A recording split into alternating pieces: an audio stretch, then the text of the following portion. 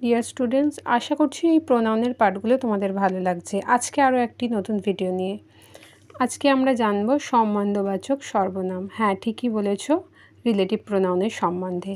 যে প্রোনাউন পূর্বে উল্লিখিত কোনো নাউন বা প্রোনাউনকে নির্দেশ করে এবং দুটি সেন্টেন্সকে যুক্ত করে তাকে রিলেটিভ প্রোনাউন বলে।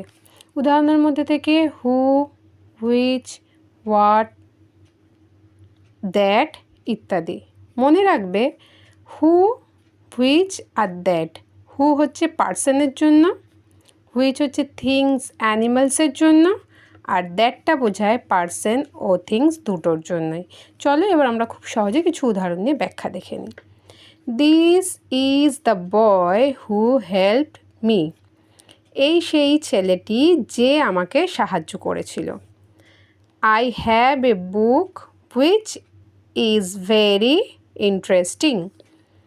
আমার একটি বই আছে যেটি খুবই আকর্ষণীয়।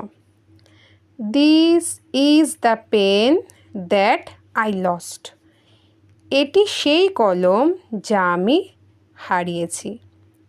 এই হচ্ছে আজকের প্রোনাউনের সম্পর্কে।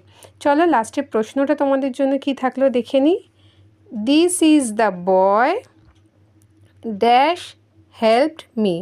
অপশানের মধ্যে হু, হুইচ আর ইট।